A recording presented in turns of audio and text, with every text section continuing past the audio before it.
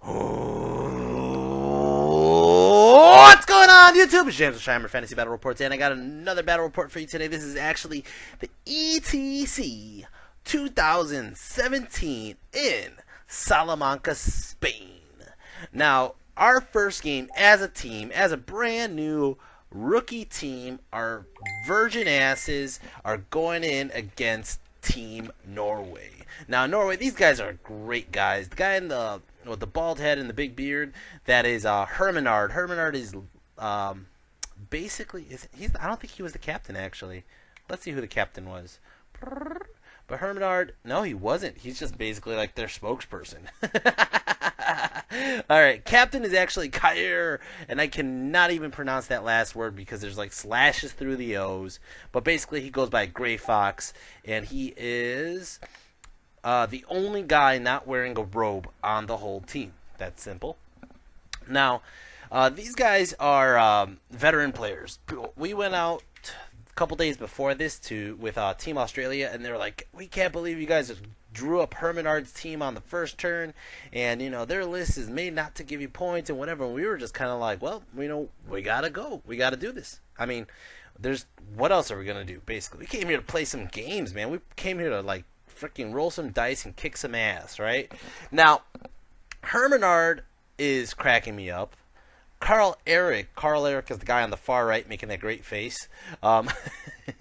He's cracking me up because they're both like the whole couple weeks before ETC have been kind of been like, come on, let's do the pairings. Come on, we want to see who we're going to play against. Come on, let's just do it like ahead of time. And part of the reason why I did not do that ahead of time was because not everybody filled in their matrix in my team.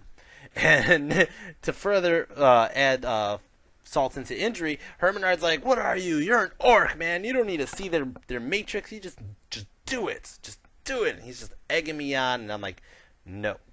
I was like, "Come on, man. It's my first ETC. I'm not gonna fall for tricks like that. I gotta give my guys credit and pick in their matches, and I'm gonna go ahead and do that." Anyways, guys, there's so much I gotta talk about before I get started with this game, and like I said, this game's gonna be a great game. So let's go ahead into this next picture here. Now, first off, I'm going to go ahead and start doing pairings, and there's a lot of pictures of me going around on Facebook right around this time because this is the most photogenic time that everybody was like getting there and people taking pictures of everything going on. But this picture right here explains so much. Herminard comes across the table for me, and he looks me in the face, and he pulls open that pouch, and he pulls out this fucking knife, this big ass knife, and he pulls out this chunk of meat, and he cuts a piece off, and he's like, "It is custom. It's reindeer heart. You must eat it." And I'm like looking at the rest of my team. I was like, "Holy shit! I think I kind of have to eat this. He has a fucking giant knife in my face. I think I can't deny him." So I ate the reindeer heart, and guess what? It was delicious. Not only that, but he pulled out goat sausage, and then he pulled out stag meat, and all of it was actually pretty delicious. So, as you can see, this is my team going over matchups, but before that we get called in for a captain meeting, and I'm going to show you the captain meetings here. On the right side is Kaiser Soze. On the left side I forgot what the guy's name is, but they're giving us the rules about what to do. And if you guys were curious on seeing how all the captains look, boom, there you go. There's all the captains for most of the teams. There's some on the other side of the camera, of course, so there's plenty of teams. And there's Babanik. But anyways, so basically that's a good chunk of players there, or captains there, and then like I said, right behind the camera on the other side there's like Chris Mintz and everybody else. Actually I think Chris Mintz is on this side. Anyways, so as you can see, here's something I really want to point out right now. Basically right there in not in bold letters but in big letters, it says if you are late in submitting your results, any time after that exact time, both teams are penalized -3 battle points. Holy shit! That is tough. Now, basically there was a what was it? I forgot what the one underneath that says. But basically, we don't play around. We're gonna make sure every battle or every game is set in sent in before that time. We don't really ever have. We didn't have issues with slow play. There's a couple games that got to like round 5. Some of our other players got to round 5, and we just called it there. But that like is courtesy, more or less. The other thing that's even lower on this list that I didn't take a picture of is they said any dice where the 1 is a symbol is good. You're gonna get freaking not only penalized, but it's just not allowed. It is it's considered cheating, which I thought was hilarious. Who the fuck? I honestly purposely gave away all my dice with 1 symbols because it's just hilarious to me. Because like I hate it. I hate it. Anyways, so like I said, there's a bunch of other rules on there. It was mostly like normal stuff that you should just abide by. No cheating. The other thing that was cheating was somebody made a dice with 2 sides of the dice had 5s. I think they just took the 3 and they put 2 extra pips on it, so there's more chances of 5s. That's fucking hilarious. I mean, if you have to cheat on a war game, it's here for fun. It's here for you're rolling dice for the chance of randomization. It's like it's what happens in the army. You know what I mean? It's not like life or death. You don't have to cheat. But some people cheating is fun for them, I guess. Anyways, we're going to go back to this picture over here. As you can see, that's actually me with the cat hat on. That is my luchador mask. And this is majority of my team, I think. Let's see, 3, 6. There's 2 players missing. I think that's Joseph there.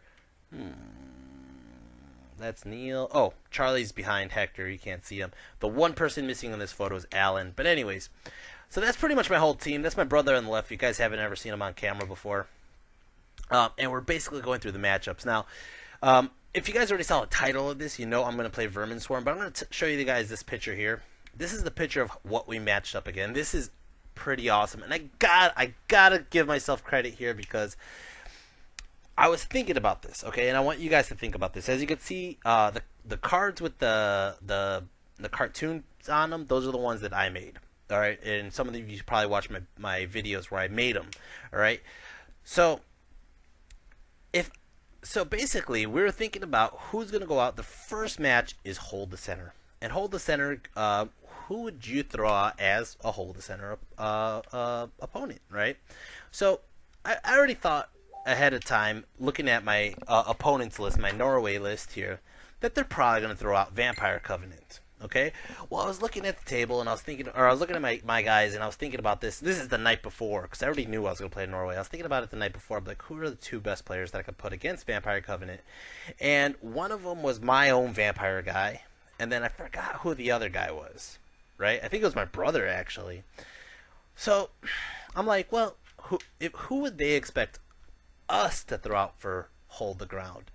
And I was thinking about it, and I was like, they're going to expect us to throw out our vampire guy. Why don't I throw a curveball? And I'm not kidding. I am not kidding. I know this is 8 minutes in the video. I don't give a fuck. This is my ETC videos. If you guys don't want to watch a long-ass video, you guys go watch somebody else's channel. But you know what? I'm probably the only battle reporter at ETC, so screw you guys. You guys are watching this.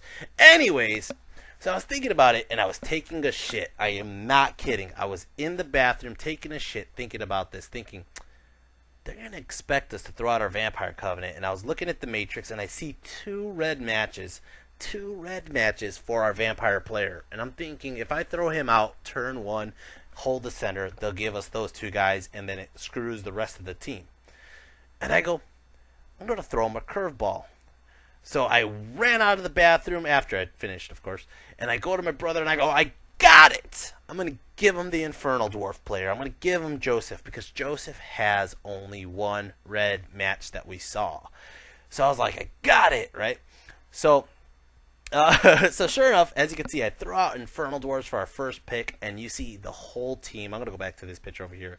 The whole team was just like, what the fuck? Infernal Dwarves. And you see them huddle up. They start talking about it. They're trying to figure out what the hell to do. And it just threw them for a curveball. They did not see it coming, right? So they gave us, it looks like our Joseph ended up playing their Ogre player.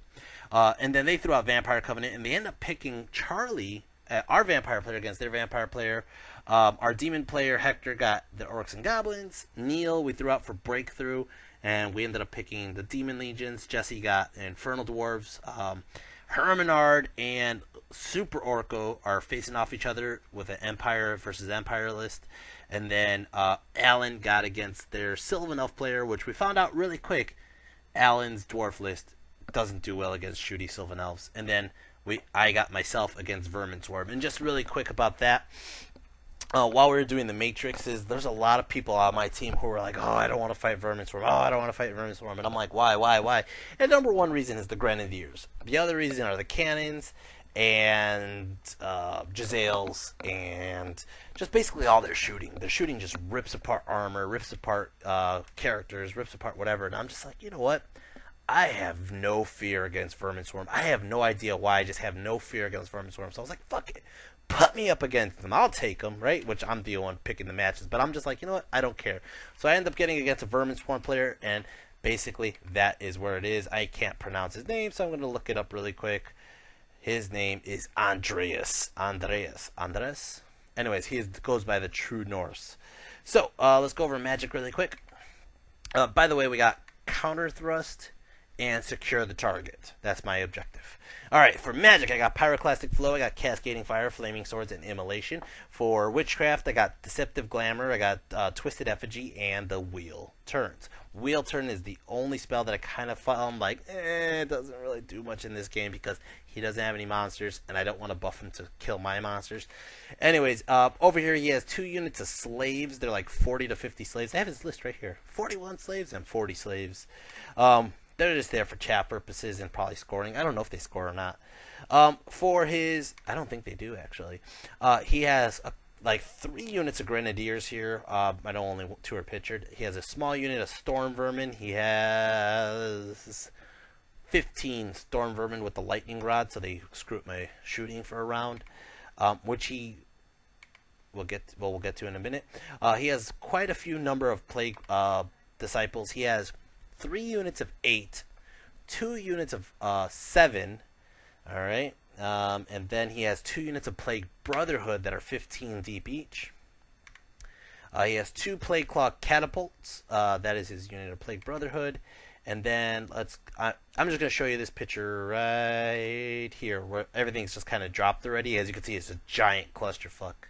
Anyways, but I'll just run it by you. He has a Vermin Guard General, the Vermin Guard Litter, Crowd of Autocracy, Talisman of Shielding. He's a level 4. Oh no, that is the general. Excuse me. The level 4 is a Thaumaturge, Wizard Master, Arcane Power. He has a BSB with the Ring of Fire and Banner of Discipline.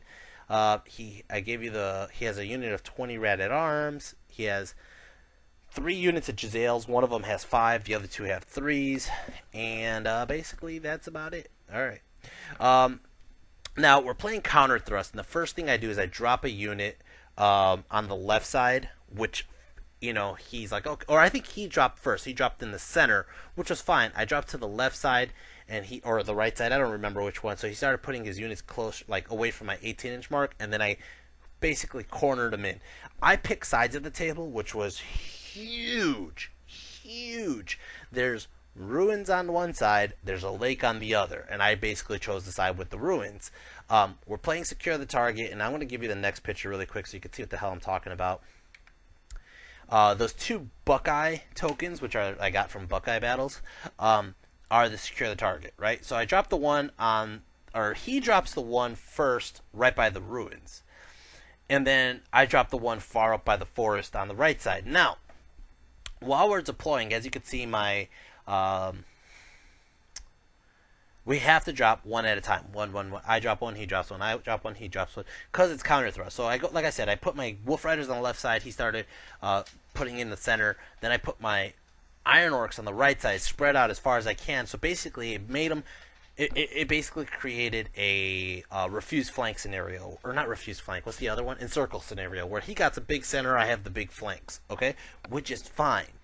Now he drops the 2 units of Plague Disciples exactly, and I mean exactly 18 inches, or like 18 inches away from my units. The first thing that happens that pops in my mind, I look at that the secure target scenario objective, and I look at how far the ruins are, and I go, and I did this out loud. I was just like, ha! And he's like, what? I'm like, you'll see it when it happens. But basically, my common goblins can sit in the ruins the whole game, and don't have to worry about moving anywhere because it's exactly 6 inches away from the objective. So I'm just like, as long as I could just walk up on like 1 or 2 turns and I'm sitting on the objective, if he wants to charge me, he's going to have to run into ruins. If he wants to shoot me, I'm going to be in hard cover and I'm going to be just unloading arrow shots every round. Now, the second part of the deployment, like I said, deployment was huge in this game. Huge. But since he put his Plague Disciples on the line, and plus they're facing backwards, might I add, because he doesn't want to get frenzy baited on turn 1. I put my chariots exactly 18 inches away from his 1 unit of Plague Disciples. Then I started thinking about it, right? And I count how many drops he has. And in all honesty, he has like, let's look at this seriously. He has characters 1, 2 units of slaves 2, 3, 2 units of Plague Brotherhood 4, 5, Rat at Arms 6, Vermin Guard 7, 3 units of Jezzails 10, 3 units of Grenadiers 13, 2 units of Catapults 15, 5 units of Plague Disciples. He's at 20 drops. 20 drops, and I have like 9. So I'm like, I actually get to dictate who takes first turn. And if I do this right, and I'm already planning this, guys. I'm already scheming the fuck out of this. I'm like, he has to go second, because I will take first turn. And if I put everybody on that 18-inch mark, so I put the Crom, the A-Rock, Koopa, and the K-Pack on the 18-inch mark, and if I call out a Waaagh, I'll be able to charge him turn 1. I was like, oh my god, this is nuts. And the way he's clustering everybody, he's going to get hit with every overrun. So I was just like, oh my god, this is crazy. And I'm just looking at it, like, did I seriously set this up like this? Or could I? Now, here's a picture of Andreas really quick before he realizes that I'm about to Waaagh. He's having a good time. He was a great opponent. He was probably one of my... I had 6 great opponents. I'm not going to lie. I had 6. I had 1 that's questionable. He was kind of... you'll see it when it gets there. But basically, this is Andreas. Anyways. So, before the game starts, before anything happens, I look at my dad. And my dad's my coach. And this is the last game my dad heckles me, for the record. If you guys watch my Road to ESE games, this is the last game my dad heckles me, okay? But I look at my dad, I go, Dad, I'm going to be honest with you. If I do this move called the Waaagh, I'll get +1 movement. If I do the Waaagh and I charge in with all these guys, I'm going to need on average 9s and 10s to get in on 3 dice. But I can only pick the best 2 out of 3. Do I do it before the game starts, like at the beginning of the game? And my dad looks at me and he goes, will it put you in a good advantage? I go, yes. And he goes, will it win you the game really early on? I said, pretty much. He goes, do it. I was like, okay, Dad, thanks. We're going to go ahead and do Vanguards. Vanguards! My Wolf Riders run up this way. What I'm going to try to do with the Wolf Riders is actually run behind his whole army, start taking out the Jezzails, start taking out the Plague Catapults, if that works out. And we're going to go into Orcs and Goblins, turn 1. And I'm going to give you guys a 3-second warning, because you guys know the Waaagh is coming up on a 3, 2, 1. Waaagh! Oh my god. And, after this turn, I realized... anytime I play counter thrust, I could probably do this if the person puts a unit on the line that is immune to psychology. And basically, that's what the Frenzied Disciples are. They're immune to psychology. So I'm going to go ahead and charge. So I charge the K-Pack, I charge Koopa, I charge the A-Rock. It's a little far for Crom, so instead of trying to risk like a double 6 on Crom, let's see, 18, he's at 6, 7, or it's actually an 11 on Crom. Instead of risking it, I decided I'm just going to walk Crom up for a turn. And you should see my opponent's face like, what the fuck just happened? And I Waaaghed loud as hell, but we're one of the furthest tables from the center. So people just like, some people told me, they're like, I heard your Waaagh already. One girl from France told me, I recognized your voice when you did that. Anyways, I charged in from YouTube. I charge in, and all I'm really hoping is the K-Pack gets in. Koopa would be great. It would be cool. Koopa. A-Rock is a bonus. But holy shit, all 3 of them get in. Boom! Oh, fuck! Oh Oh my god. Again, this is turn 1. I'm already like 20 minutes into this video. But anyways, this is turn 1. The first fucking move of the game. And all of a sudden his coach starts walking. You know, his coaches are walking by, checking out all 8 players. They want to see if their team's doing okay. And everybody's getting started and situated. And all of a sudden they come up to our table and they're like, what the fuck? Like, are they already in? He goes, yeah, he's already in. I forgot about the Waaagh.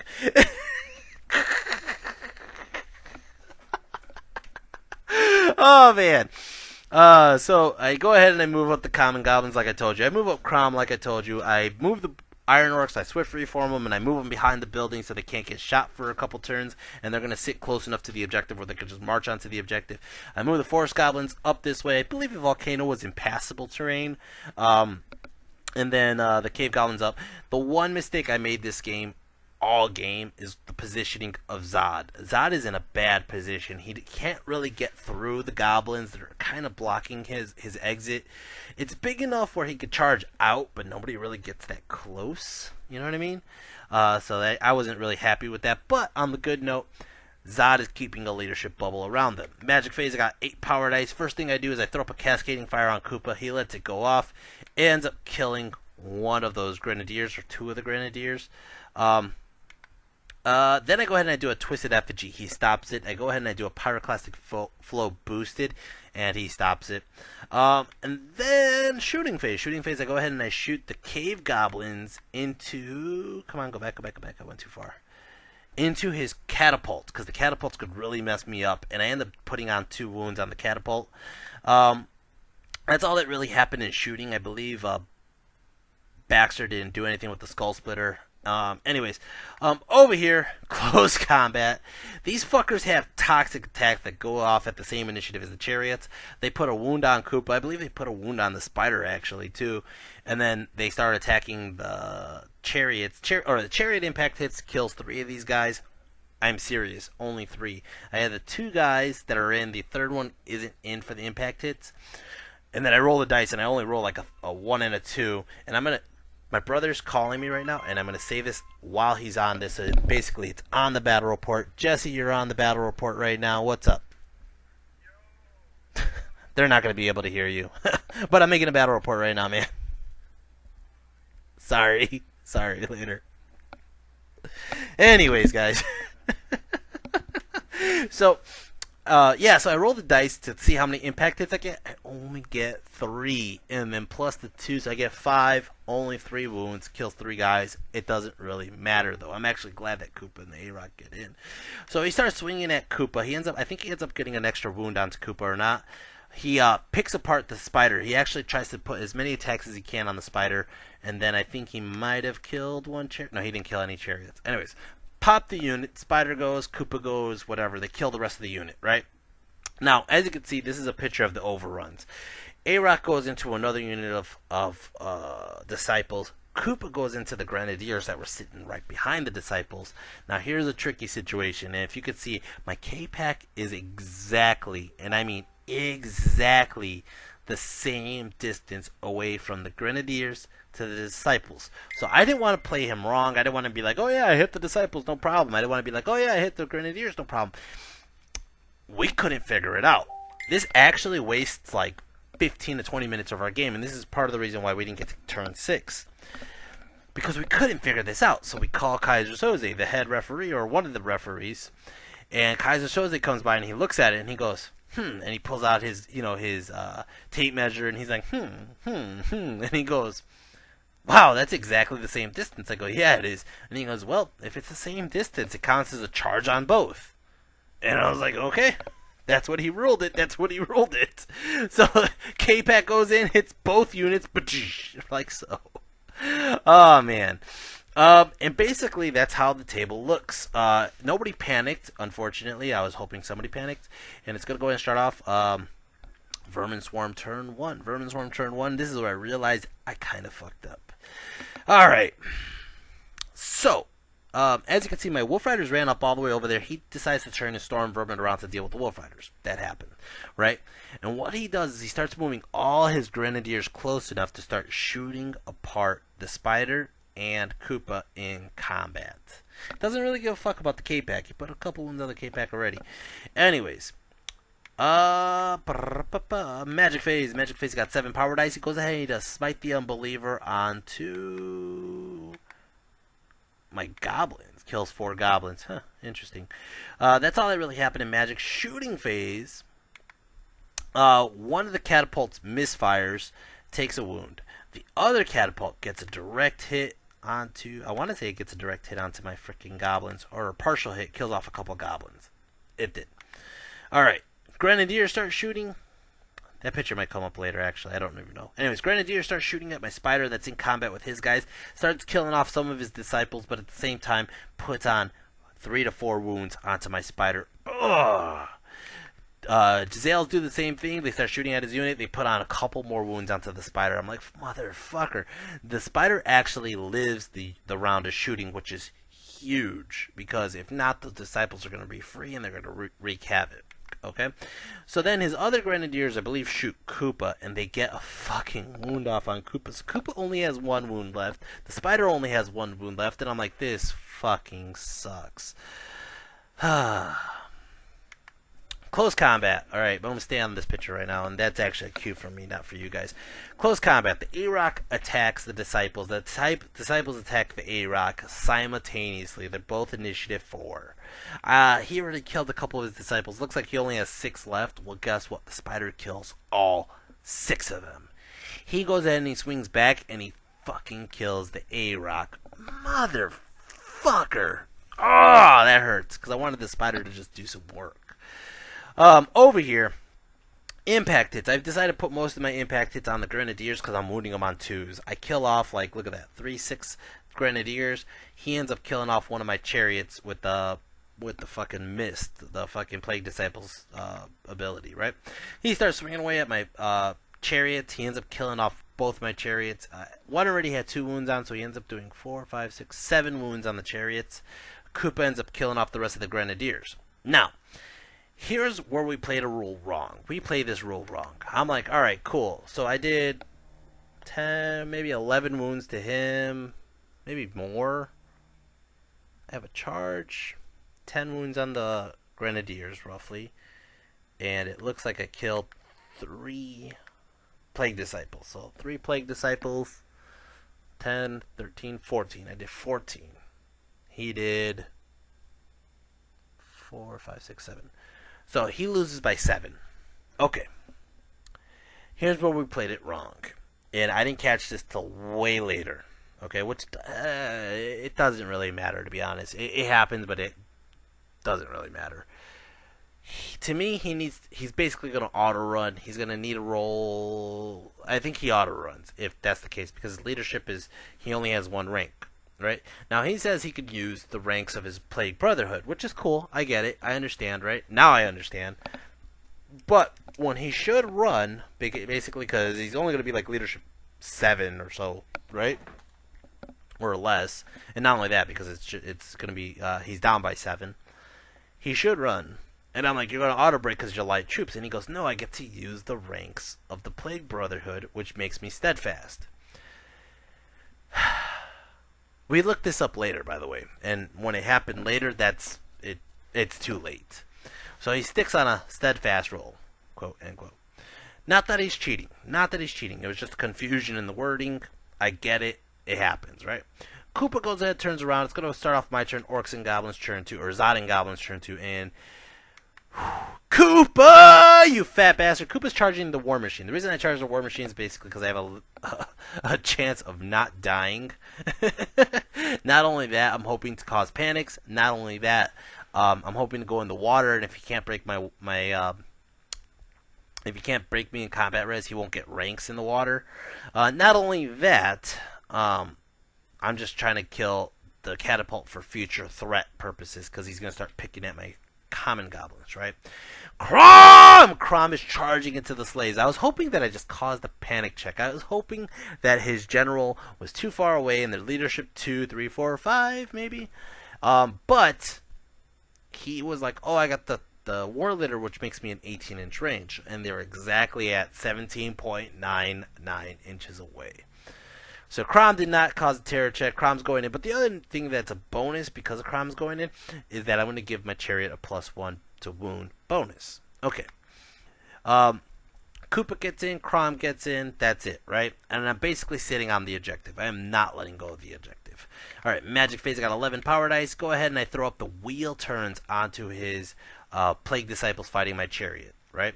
Then I go ahead and I do a Deceptive Glamour on the unit that's fighting my chariot. He lets them both go through because he wants to stop my Pyromancy spells.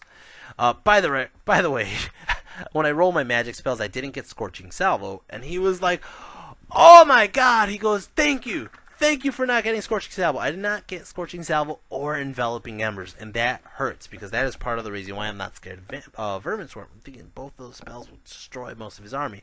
Didn't get either one. Alright. Shooting Phase. You know what? My common goblins are like, fuck the bullshit. We're going to get rid of this guy before he becomes an issue later, and they shoot the fucking catapult, and they destroy the catapult. No panic checks. God damn it. Cave goblins and the forest goblins are going to start shooting at his disciples coming around the corner over here. And then over here, close combat, he ends up putting on 2 wounds onto my chariot. My chariot does like a wound or 2 back. My chariot ends up running. I really needed him to stick. God damn it, Kaiser. Kaiser doesn't stick. Or that's Koenig. Koenig doesn't stick. Runs away. He reforms to face Koopa's ass.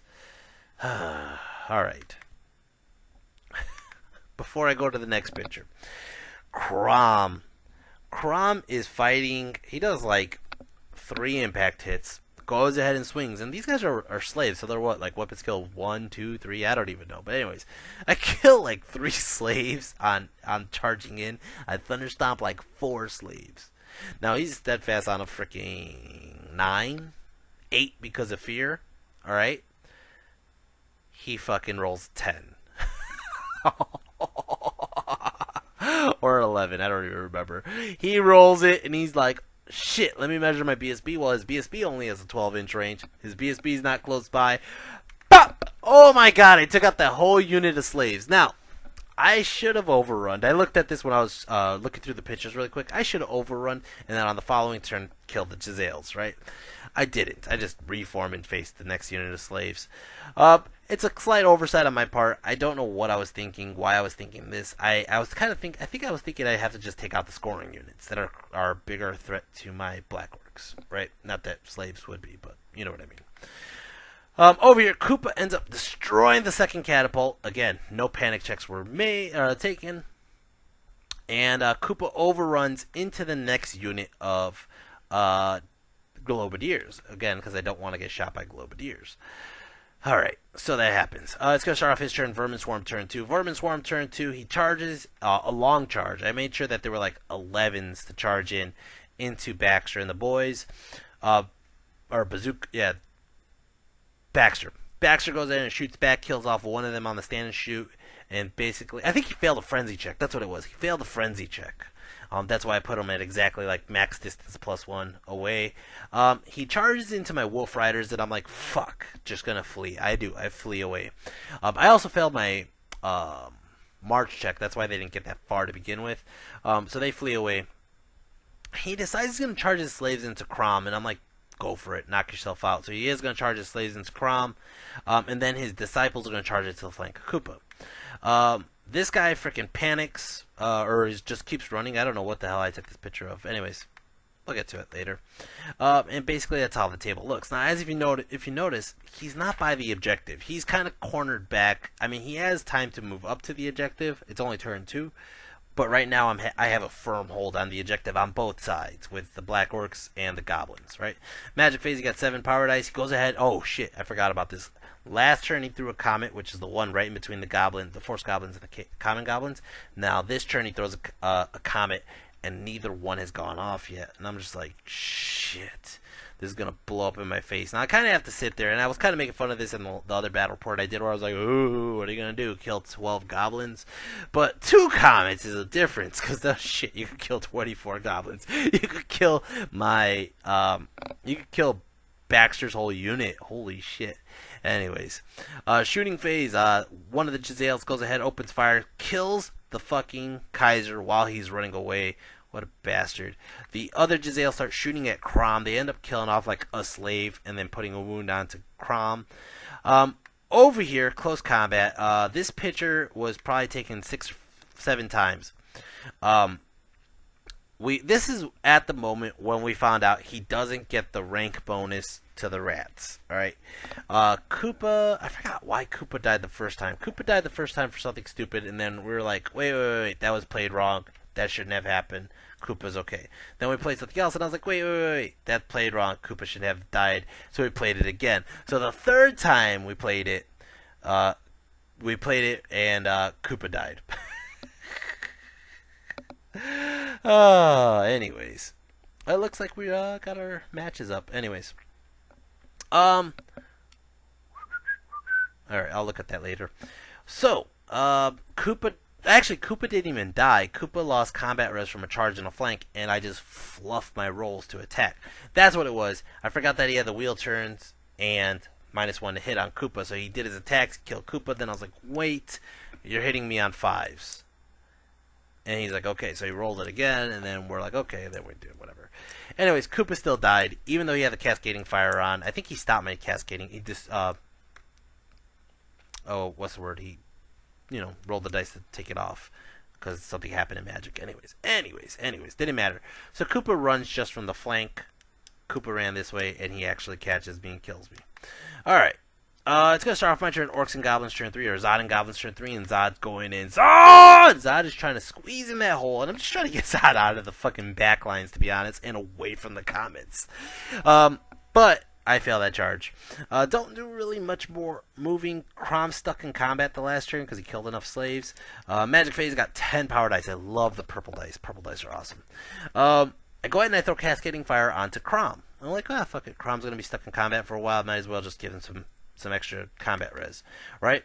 Don't really do much else. Comet comes down. Comet kills 6 common goblins, only 2 forest goblins, and kills like 12 fucking no. Both comets come down. My bad. Oh, shit. Kills 12 cave goblins. Doesn't reach the forest goblins. And takes out, it looks like, 6, 7, 8, 9, 10, 11, 12 common goblins. Ooh. Nobody panics because Zod is there. Did kill a couple more forest goblins. But that kind of hurts, especially since I'm relying on a lot of shooting. Forest goblins shoot at some plague disciples, only kills 1, and that kind of puts me in a shitty situation. Even though I throw tomahawks and all that stuff, these guys are hard to hit, and especially with the standing shoot. I think I'm hitting them on 8s. The only one that really can shoot accurately is Baxter, and he might assassinate Baxter too. Over here, I gotta put up an old picture here. This picture over here with Crom and the Cascading Fire. He goes ahead and he swings. I think he puts a wound onto Crom. Does he? Yeah, he does. He puts on 2 wounds. Motherfucker. He puts on 2 wounds onto Crom. You're not going to see that yet. Puts 2 wounds onto Crom. He has 2 wounds. 3 ranks. That's 5 combat res. I go ahead and I swing back. I do like a wound or 2. I go ahead and I do a Thunder Stomp. I do like a wound or 2. He's winning combat res. I'm like, well, I got the Cascading Fire. 4 wounds. Oh, shit. I win combat res. He's a steadfast. He rolls a 12. Oh, shit. Fucking Crom! 2 times in a row. Pop both slave units. Crom! Oh my god, Crom! Crom, you bastard. It's gonna start his turn. Vermin Swarm turn 3. He charges. He fails the frenzy check on the unit of Brotherhood up there, charging my goblins here, my forest goblins. Alright. Well, I'm going to go ahead and flee. I'm like, fuck the bullshit. I am not going to stick around that close, because if he gets in with anybody, he's going to kill my pyromancy. And right around now, my dad comes by and he's telling me, James, our vampire player, Charlie, has a big win. 19 points. Alright? And then he's telling us the points based on some other people's, how their game's going. And he goes, right now, you need to get about a 10-10 or better, because we're, that's basically where we're at. But if we get a 10-10, we're basically going to win the round. So I'm like, okay, so I'm playing smart. I'm playing safe. I'm going to flee Baxter and the boys. So he charges his other unit into my common goblins. My common goblins are going to shoot him. Then he charges these guys into the common goblins, and I just kind of stick there for a turn. I believe he fails all 3 charges. I am not shading you. He fails all 3 charges. Magic phase. He gets 10 power dice. He goes ahead. What the fuck did he do? I think he turned off Crom's cascading fire for sure. Might have threw another comet down. I don't really know at the moment. Yes, he does. Comet right there. Shooting phase. Oh man. He unloads the holy Armageddon onto Crom, and Crom is dead. Took all the grenadiers, took all the Giselle shots, and Crom died. Man, those guys are brutal. Anyways, that's how the table looks. Gonna go ahead and start off my turn. Orcs and Goblins turn 4. Zod and Goblins turn 4.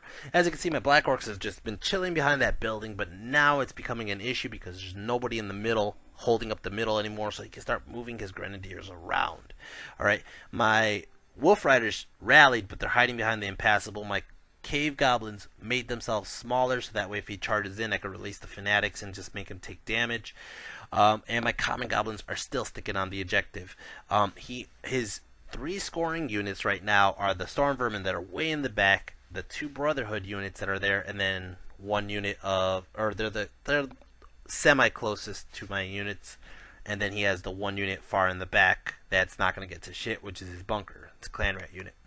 Magic phase, I got 9 power dice. The first thing I do is I throw up an immolation right onto the objective. I'm like, if you want the objective, you're going to fucking burn, and you hope you fail your frenzy check. Oh man. The comet comes down. Now, I want you guys to notice this. The comet has been coming down, and Zod has no wounds on him. Zod has no fucking wounds on him. And he is like, are you kidding me? This guy just doesn't die. And I'm like, nope. Zod doesn't want to take a fucking wound. Zod is just a fucking champ like that. My guys shoot at some disciples, kill another disciple, and it's going to start off turn 4.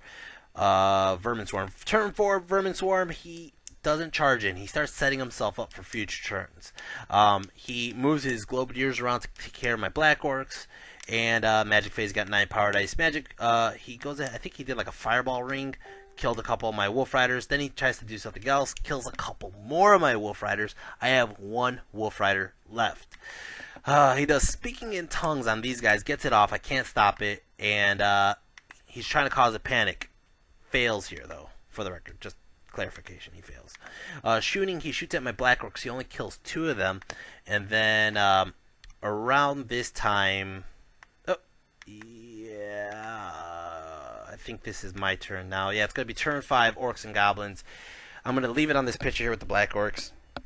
Around this time is... when I call my timeout. I'm like, first off, we're getting warnings on that our time is really short. I mean, we're not going to finish. We're going to finish turn 5, and basically, I felt really bad because I told the guy I'm going to try to get to turn 6 with him. But at the same time, if we were late in submitting our points, we're going to both take -3. So I think it was a smart play just saying, hey, guy, we're going to probably have to call it on turn 5, and that's that. And he was just like, he agrees. But I call my timeout. I get Charlie. Now, Charlie already got a 19-point win on his opponent. So I was like, Charlie, I need to talk to you. He's like, what's up? I go, all right, I only got 1 turn. Right now I'm sitting on the objective on both guys. And I'm going to pull up an old picture so maybe you could see what's going on. Here, I can show you this picture. All right. I'm sitting on both objectives. All right. If I could use my Wolf Rider, which I do, as chaff, to block his guys over there, he's not going to get to the objective turn 5. He has to not fail frenzy, or actually, I don't know what he has. He's going to fail frenzy no matter what. He can't walk around. The other units in the water, the only unit that's threatening to take my objective is that 1 unit of Brotherhood right there that's staring at my Common Goblins. Okay? And he's like, and I was like, where are we at? And I tell my dad, where are we at? And my dad looks at me and he goes, James, pretty much my whole team is done except for me. I'm usually the slow player because I'm taking pictures. And he goes, I'm like, how many points do we need to win? And he goes, we need 4.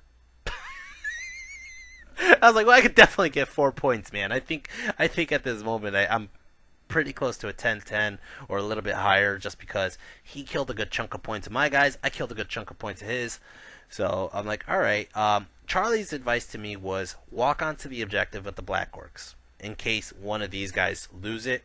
Black Orcs can't run. They're immune to psychology. And even if he shoots me with everything he has on the other side, if he fails to kill one Black Orc, I get the objective no matter what. That was Charlie's advice to me. So I was like, all right, cool. Everything else I did was basically I move Zod out of the way so everybody could kind of get in. I moved my forest goblins really close, and I decided to do a magic phase. Let's just go into that. Magic phase, I got 6 power dice, and I go ahead and I do a bubble flaming sword. So now my common goblins are doing +1 to wound. Everybody in shooting is going to do +1 to wound. My stand and shoot is going to be +1 to wound. This is going to be pretty nice. I try to kill the one plague disciple. You can see him. He's standing right in front of my common goblins. I'm trying to kill that one guy. So why did I need to kill him? I needed to kill him for some reason. I forgot why I needed to kill him. There was a big reason, but it doesn't matter because it's going to start off turn 5. Vermin Swarm. Turn 5, Vermin Swarm. You're not going to believe this. He fails every frenzy check. Every frenzy check. Holy shit. So he charges the guys into the dog. He's going to run into the building. He's going to be too far from the objective. Okay, and I turned off my emulation a while ago. He has to charge the long distance charge with the Plague Disciples in the back. Then he has to charge the Brotherhood here. I forgot why he didn't want to charge that one guy. But that guy failed Frenzy anyways, and he runs in too. So only the single guy and only the Brotherhood get in. The Disciples fell short. I stand and shoot one of them. I forgot who I shot. I think I shot these guys because there's 15. Now there's only 11. Or maybe he died in the ruins. I don't remember. I don't remember what happened. But he takes ruin DTs. He takes stand and shoot shots. And he gets in like so. Alright. The other guys fell short. The other guys are stuck there. Now his general's bunker had a chance to march up and maybe make themselves skinnier. But the problem is they're in the water. They can't march. The other guys, the storm vermin, are chaffed by his own guys. He can't get to the objective at all, so I'm definitely getting the objective. He's moving his other guys to kill my Black Orcs, and he's going to shoot the crap out of my Black Orcs, and basically that's how the table looks. Magic phase got 10 power dice, goes ahead and he does speaking in tongues into my goblins. Doesn't want them to have General Zod's leadership, right? Over here, shooting phase. Oh man, if I end the picture here, that would be awesome. But he basically shoots everything he has. Everything he has. Now, if you guys know how Grenadiers work, they shoot on their ballistic skill, but then when they go to wound, they're wounding on a 4-up, no matter what it is. And it goes through all my armor, right? He rolls, he gets both units. He rolls all his shots. He gets a bunch of hits. He rolls all the hits. Just say like 10 hits, right? He rolls all the hits. Not one single 4. I am not kidding you. Not one single 4. Oh, shit. So my Black Orcs are definitely going to hold the objective. Oh my god. Basically, he kills my dogs, runs into the building. His guys are stuck in the water. And then over in the center, you can barely make out what happened. He does kill, like, let's see. I only have 20 goblins left out of, originally, he charged in, I had 24, it looks like. So he only killed about 4 of my goblins. I mean, that's a charge and 4 wounds. That's already 5 combat res. I have a rank, 3 banners, and it looks like I killed... Wow. I killed 5, 6, 7, 8. I killed 8 and the single guy 9. So I win combat. I believe he runs, and I think I actually catch him for the hell of it. And that's basically... This is just the last picture of the game, so I think I do catch him. But it's a Orc and Goblin victory. It is a 13-7 victory. There's a couple things I did wrong. There's a couple things that I could have done better and got more points out of it. But I am just so happy that our first round, I asked my dad, how do we do? And he's like, at first he tells me we get 88 points. Now, if you guys, for those of you who are not ETC savvy, an 80-80 is a tie. Okay? You could lose a match. I mean, just imagine every single one of our teammates got a 0. Well, that, you know, you would think, oh, that means we got 0 points. Well, the minimum amount we could get is 60 points. So even if we got tabled, we'll get 60 points. Okay? But on the opposite end, if you win a bunch of points, you get capped at 100 points. You get capped at 100 points. Okay? Well, when we first did the math, we did like an 88, right? Then we went to lunch, and this is on video too. You can see it. We went to lunch, and we're calling Charlie over to get food with us, and Charlie's like, no, the points are wrong. The points are wrong. And I go, what? The points are wrong? How is it wrong? And we redid the points, and we got 102 points. We beat Norway with cap. 102 points. Holy shit. And I'm going to leave you with this picture with Herminard here. Herminard drinking out of his goat horn. We were just like, what the fuck? And we were excited. We were like, that was our first match, our first game as a team at ETC. And we got 102 points. And I'm going to go ahead and start running through the figures so you guys know what the hell happened with the rest of the team instead of just me. So let's go ahead. Go back. Whoops. Let's go. Well, actually, let's go forward. James. ETC. Where's Russia? Or not Russia. Where's Mexico? I was reading Russia when I was looking for Mexico. Mexico. Team 1. Alright. So my brother got a 10-10 tie against Lars. And he told me that the 10-10 happened because the last turn of the game, he shot one unit that caused a massive panic, got him the flags, and it caused a tie because at that time my brother was losing.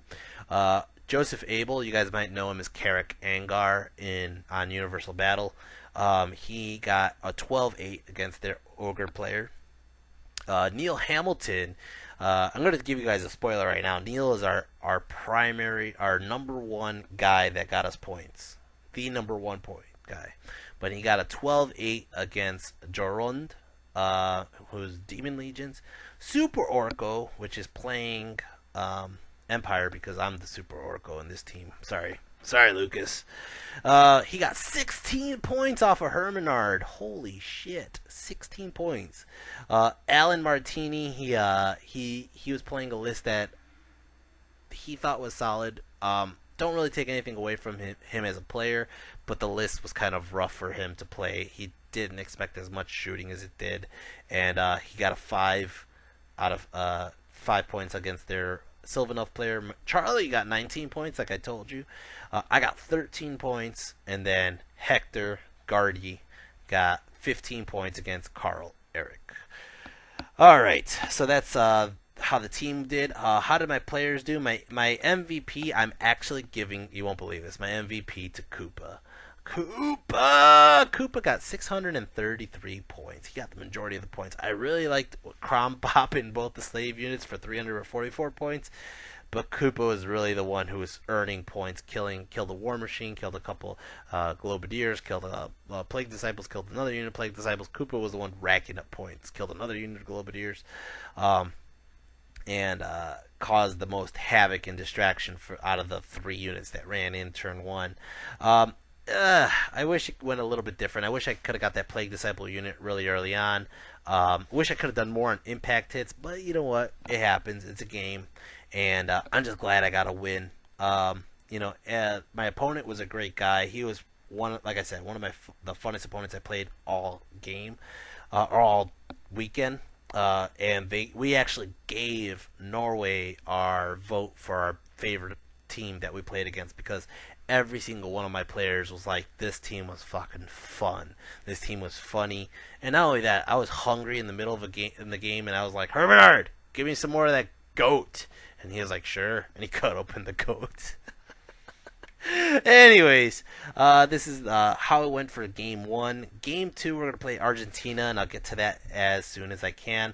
I'm probably going to try to get that one out tomorrow, and then, which technically is today still for you guys who are watching this battle report. But then I'm going out for the weekend to play at Strength in Numbers, which I gotta check to see who we're playing against. Anyways, guys, alright, so that's about it. And I'm sorry this video is very long, but at the same time, I'm not really sorry. Guys, I'll see you in the next video. Got my first ETC win after having last year's shitty 6 games. So I got my first ETC win, and let's go on to game 2, guys. See you then. Hope you guys enjoyed this. Guys, if you liked it, hit like, hit share, hit subscribe. And if you guys want to show more support, you can always go to my Patreon. I'll leave the Patreon link down below. $1, $2, $5, whatever you guys can afford, that would be awesome. It helps me get to games like these. Herman already actually invited me out to Norway in January. I'll see if I can do that. I don't know. But anyways, guys, hope you enjoyed, and I'll see you next time. Patreon, MVP, like, share, subscribe. I think that's it. Is it it? You guys can tell me. Anyways, take care, guys. I should just make a little recording like once bitten, just start putting it in before I finish my sentences. Alright, guys, take care. Peace.